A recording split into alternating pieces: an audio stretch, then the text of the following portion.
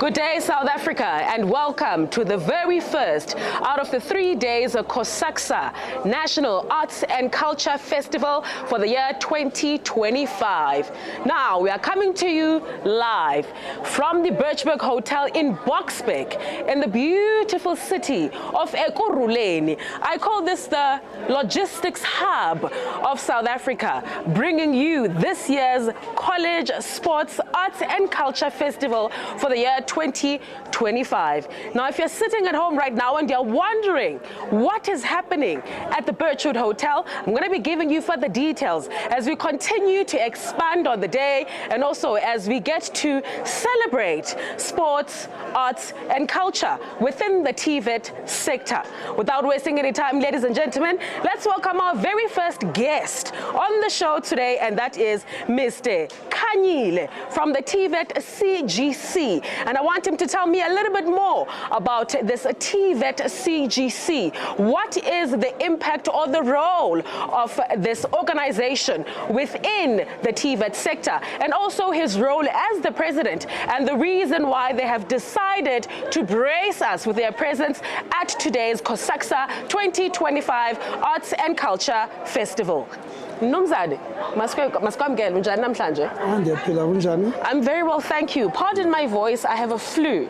But before we get into the details of today, kindly share with the viewer at home Ngubani Mr. Sithembiso Khanyile and his role as the president within the TVET CGC organization.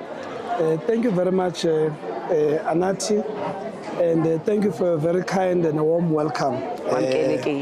I wish that the weather in Gauteng, Ekurhuleni, could be as warm as the welcome. Be that as it may, we're quite excited. You know, before this interview, I was just witnessing the exhilarating performances from the students from the various TVET colleges who are doing performing arts, and the energy, the excitement, the creativity is, gives you goosebumps. Absolutely.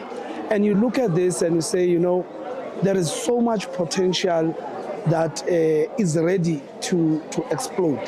Another thing with the performing arts and culture is that their value is beyond national boundaries. Absolutely. For those who travel on cruise ships, you see a number of performing artists showcasing diverse cultural expressions. And it means that our young people, if we harness their potential, their skill, there is a value proposition of what they can do within the performing arts industry, within our country, but even beyond. Absolutely.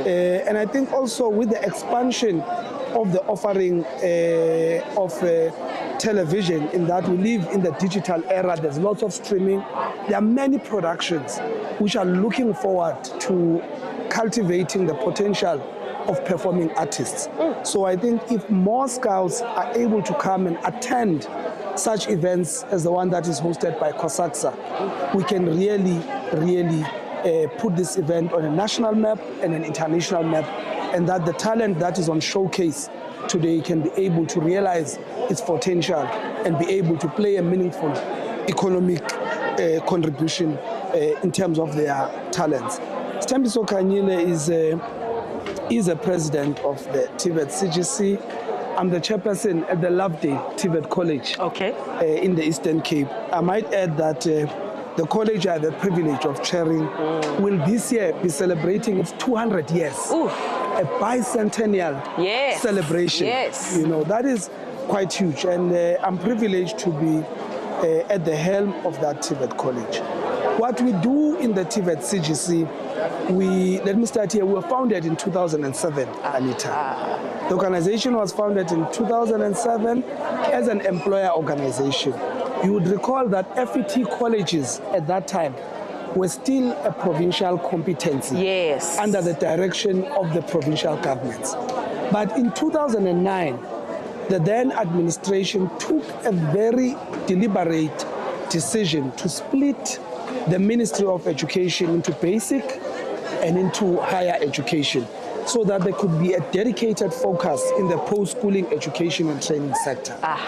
Thus, the colleges were migrated to the new formed Ministry of Higher Education and Training, all right, together with the CETAs and the National Skills Fund, so that the entire PSET system, including the universities, could be nationally determined by a single minister, a single policy, so that we're able to harness the potential of the post-schooling education and training sector. So thus came the shift, and from a policy point of view, the then minister said the formulation of further education, anything post-basic education is further education. Yes, It's indeed. not giving a detailed nuance into the focus of what the sector ought to do.